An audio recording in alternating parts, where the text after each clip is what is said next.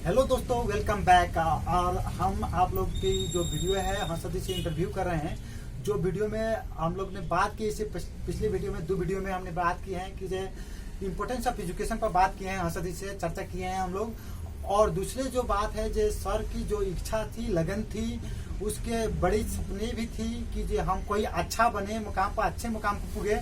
उसके बावजूद भी इन्होंने पढ़ाई को छोड़ दिया। और क्यों छोड़ा, इससे भी पहले बात कर चुके हैं। और उसी की निरंतरता देते हुए हम लोग कंटिन्यूटी देते हुए नेक्स्ट वीडियो है में हम लोग बात करने वाला है कि अगर सर से और छोड़ दिए कि इनको तो मालूम है अच्छी तरह से क्या सर्कमस्टांसेस आई तो इन्हें छोड़ना पड़ा। तो इन सब बातों के बावजूद भी कि अगर इनसे कोई बच्चा पूछता है आकर कि हर्षद जी, कि अगर आपसे आकर कोई पूछता है बच्चा कि सर हमको पढ़ने को जो मन है तो बहुत है, लेकिन ऐसा है मेरा फाइनेंशियल कंडीशन वीक है, जो मेरा फैमिली स्ट्रक्चर्स है, बैकग्राउंड है, वो सपोर्टिव नहीं दिख रहा है मुझे फर्दर स्टडी के लिए, हायर स्टडी के लिए, तो क्या करना चाहिए? इस वक्त मुझे क्विट कर देना चाहिए अपना स्टडी कि कंटिन्यू करना चाहिए? और आपको उस बच्चे को किस डायरेक्शन में जाने के जो है एक डायरेक्शन देंगे, आप निर्देश करेंगे। चलिए, तो इस बात में वीडियो में बताइए हमारे व्यूअर को। देखिए, एक बात आपको मैं बता दूं, जो अभिषेक सर ने कहा अभी, जो बहुत ही अहम बात कहा। जब आप स्टडी क्विट करने का डिसीजन ले रहे हैं, आप नहीं पढ़ पा रहे, फाइनेंशियल वीक है, या आप खुद पढ़ाई में वीक है, या कुछ समझ में नहीं आ रहा है, जिसकी वजह से आप चाह रहे मैं पढ़ाई छोड़ दूं, तो आपको पढ़ाई छोड़ देना चाहिए या वाकई में पढ़ना चाहिए। मैं आपको एक बात बताऊं जो बहुत ही अहम बात है। जब बच्चा पैदा होने से पहले, जब माँ के पेट में होता है, तो बच्चा फॉर्म होने से पहले जो फ्यूटस होता, जो क्या बोलते हैं, माइक्रो क्या जाइगोट नहीं, जो जिनमें रेस होता है, जो जाके फर्स्ट जाइगोट में स्पर्म, हाँ स्पर्म जो है, क्रोमोजम, जब स्पर्म में वो क्रोमोजम होता है, और वो क्रोमोजम जो है उनमें रेस होता है। बहुत सारे क्रोमोजम होते हैं, बहुत सारे मिलियन बिलियन में होते हैं, और उनमें एक रेस होता है। बात करिए तो मिलियन होता है, लेकिन उसमें 60% है जो नॉर्मल शेप एंड साइज का होना चाहिए, और 40% है जो उसके विग्रस मोर्टेलिटी होना चाहिए, मतलब तो वो तड़ा भी होना चाहिए करता। तो उनमें रेस होता है। तो रेस होता है, तो जो सबसे स्ट्रांग होता है हर एतबार से, उतने मिलियन बिलियन में एक जो होता है, एक क्रोमोसोम जाके जेगोट में फॉर्म होके, और वो बच्चा फॉर्म होता है। तो आप अपने माँ के पेट में जब होते हैं बच्चे, मैं हूं या कोई भी है, तो वो उतना मिलियन में जब वो रेस करके आगे बढ़ के जब पैदा होता है, तो जब आप मिलियन में रेस कर सकते हैं, तो क्लास में कितने बच्चे होते हैं? ज्यादा से ज्यादा बच्चे होंगे 45 बच्चे होंगे या 50 बच्चे होंगे। आप वहां रेस जीत के आ गए, इस दुनिया में कदम रख दिए, और आप एक छोटी सी वजह की वजह से आप बोलेंगे मैं पढ़ाई छोड़ रहा हूँ, मेरा फाइनेंशियल वीक है, या मैं पढ़ने में वीक हूँ। तो आपको एक बात बता दूं, मैं दुनिया में जो है 2 किस्म के बच्चे पैदा होते हैं, और यही 2 किस्म के बच्चे आपको मिलेंगे क्लास में। आप जहां भी जाइए, आपको डिफ्रेंशिएट कीजिएगा इस बात को। दुनिया में सिर्फ 2 किस्म के बच्चे पैदा होते हैं, जिनमें एक किस्म का जो पहला बच्चा होगा वो बॉर्न टैलेंटेड, जिसको बोलते हैं ना, वो पैदा ही टैलेंट हुआ होगा, गॉड गिफ्टेड। हाँ, वो उसको गॉड गिफ्टेड बोलिएगा आप क्लास में देखिएगा उसको, वो खेलता बोलते रहेगा, कूदते फांदते रहेगा, ज्यादा ध्यान नहीं देगा, फिर भी वो क्लास में अच्छा रैंकिंग लाएगा। और एक जो बच्चा होता है वो बॉर्न डूल माइंड होता है, वो बचपन से ही थोड़ा उससे ज्यादा स्ट्रगल करने के बाद कोई सक्सेस हासिल मुकाम होता है। हाँ, वो अगर जब हासिल होता है, कोई भी चीज को 10 बार पढ़ेगा तब उसके दिमाग में घुसेगा, कोई भी चीज को ज्यादा से ज्यादा रटेगा तब उसके दिमाग खुलेगा, कोई भी चीज पे ज्यादा से ज्यादा फोकस करेगा तब जाके वो अच्छा रैंक हासिल कर पाएगा। तो ये 2 किस्म के बच्चे होते हैं। तो जो बॉर्न टैलेंटेड होते हैं ना, वो खरगोश की तरह होते हैं, आपको बता दूं। और जो बच्चे होते हैं जो वीक होते हैं, शुरुआती पैदा से जो है वो वीक रहते हैं, दिमाग का उतना ज्यादा टैलेंट नहीं होते हैं, उसको आप कछुआ समझ लीजिए। तो आपको ये बच्चे दोनों मिलेंगे, आप क्लास में जब पढ़िएगा तो जैसे कि इमेजिन के है जेफ बॉस बोलते हैं, शायद उनका नाम है, जो फाउंडर है इमेजिन की, वो उनका भी क्या नाम है कि हमेशा चलते रहिए। अगर आप कछुए के ताल में चलते रहे तो खरगोश को हरा सकते हैं, लेकिन आपको रुकना नहीं है, चलते रहिए, कछुए के ताल में चलिए। और एक और बड़ी सी कहावत उभर की आती है यहाँ पर कि एक मार्टिन लूथर किंग की कहावत है ये, कि अगर आप उड़ नहीं सकते हैं तो दौड़ना सीखिए, अगर आप दौड़ नहीं सकते हैं तो चलना सीखिए, अगर आप चल भी नहीं सकते हैं तो क्रॉलिंग कीजिए। कहने का मतलब है कि रेंग कर चलिए, लेकिन रुकिए मत, आपको सक्सेस मिलेगा। तो वही बात है।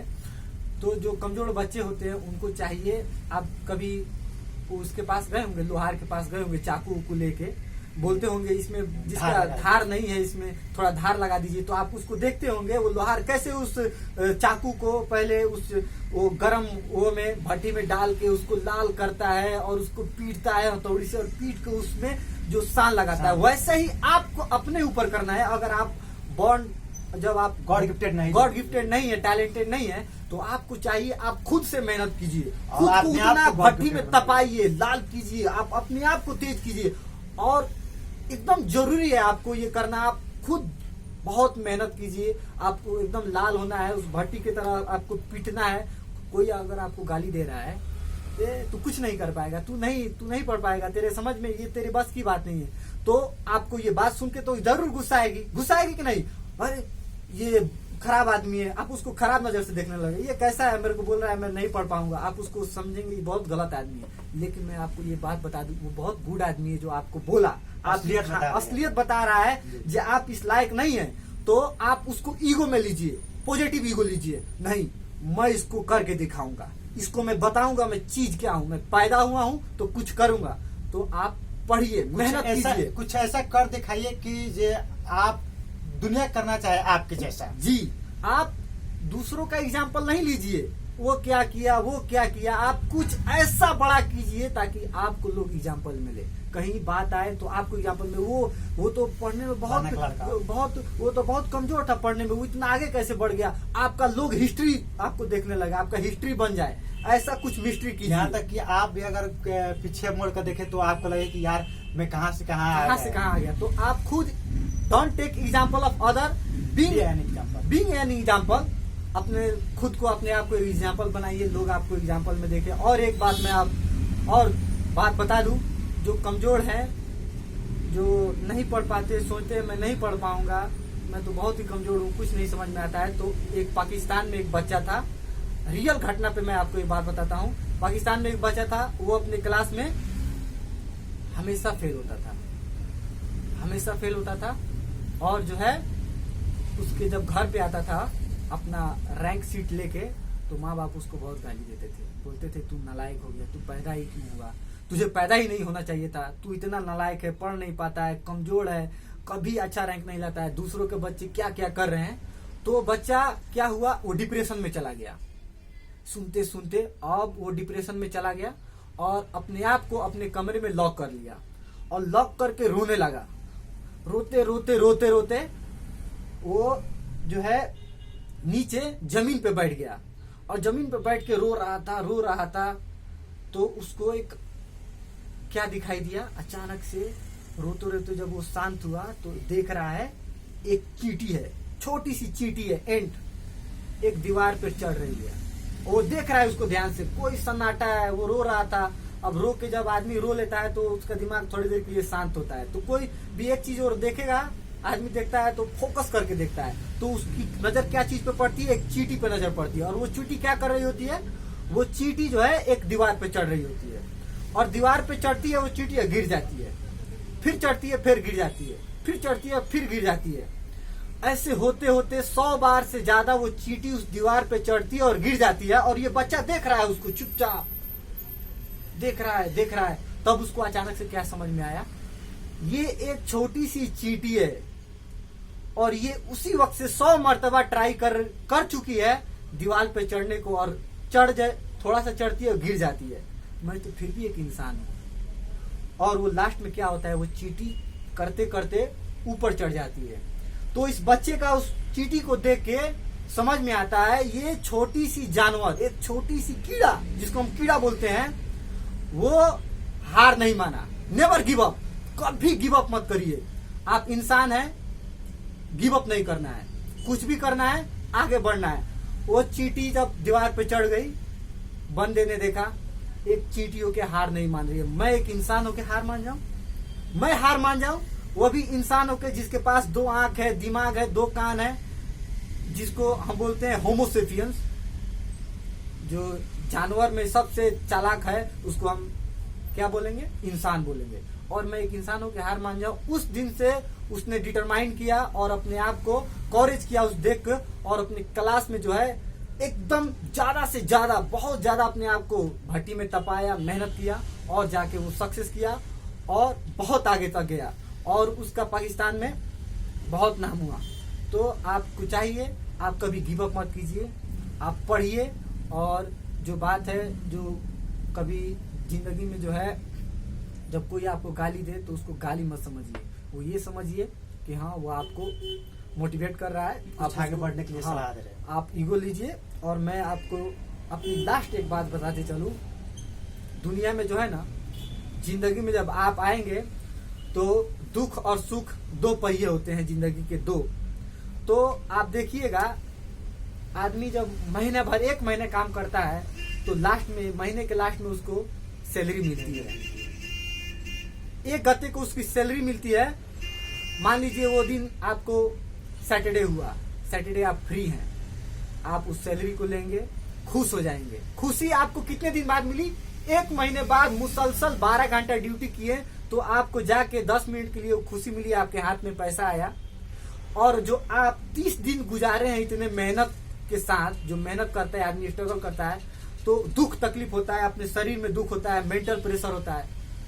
तो मैं ये बताना चाहता हूँ, दुख और सुख में जो है, सुख तो पल भर का दोस्त होता है, पल भर का साथी होता है, 2 मिनट के लिए आएगा, चला जाएगा। कोई फेस्टिवल आया 2 दिन से ज्यादा तो रहेगा नहीं, आप उसमें एंजॉय करेंगे, चला जाएगा फेस्टिवल। फिर आपको वही साल भर खूब कमाना है, खूब मेहनत करना है, पैसा कमाना है, तब जाके आपको थोड़े दिन के लिए सुकून मिलता है।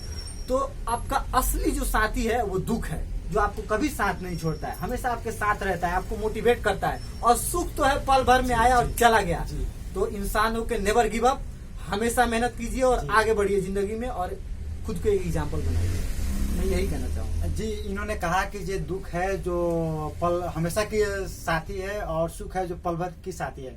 इन्होंने जो कहा है वो अच्छी बात है, लेकिन अगर आप हर चीज में सुख खोजना चाह रहे हैं तो आप ये बुझिए कि आपकी हर काम में खुशी मिल रहा है। जैसे कि एक मैं आपको बात बता रहा हूँ कि आप हमेशा किसी को अच्छे काम करें, उसके लिए तारीफ कीजिए तो आपको खुशी लगेगा। आप अगर छोटे सी भी, अगर मानिए कि आपके डेली रूटीन है 5 बजे की, आप जागने की एक जो रूटीन बनाई है, तो अगर उसमें आप 5 बजे जाग जा रहे हैं तो उसमें भी खुशी फील कीजिए आपके, कि मैंने एक सक्सेस अचीव कर लिया है यार, कि मैं डेली रूटीन में 5 बजे जग रहा हूँ। अगर आपकी अगर सही टाइम पर रोज स्कूल पुग रहे हो तो वो भी आपके लिए एक सक्सेस है, उसमें भी आप खुशी महसूस कीजिए। अगर आप जैसे कि होमवर्क डेली कर रहे हो तो उसमें भी खुशी महसूस कीजिए। अगर आपकी कोई टर्मिनल या टेस्ट में भी आ जा रहा है मार्क तो उसमें भी खुशी महसूस कीजिए। ये कोई थोड़ी बात थोड़ी है कि आप जब कोई बड़े सी मुकाम हासिल करोगे तो उसी में खुशी लेना है, कि खुशी तो आप हर चीज में ढूंढ सकते हो अगर आपकी लग रहा है कि हाँ ढूंढना है। अगर आपको घर में कोई आपकी मन पसंदीदा खाना बन गया है तो उसमें भी आप खुशी ढूंढ सकते हैं, उसमें भी आपकी खुशी छुपी हुई है। आपकी अगर जो कोई पुरानी कपड़ा था और या कोई उसे आप रिपेयरिंग कराकर वही अच्छे से आपको सूट कर रहा है तो वो भी उसमें आप खुशी ढूंढ लेंगे, क्योंकि आप उसे चाह रहे थे कि हाँ जैसे कि ये मेरा कोट है जो ये मुझे कि ये कहीं पर फट गया, किसी कारणवश फट गया, तो ऐसे में ऐसा बना दिया कि जो लग नहीं रहा, फट गया, लग नहीं रहा, तो मैं इसे अच्छा बना लिया हूँ, तो इसे में भी तो मेरा खुशी लग रहा है ना कि मैंने ट्राई किया, हो गया, अच्छा बेस्ट हो गया, तो इसमें भी खुशी है मेरा।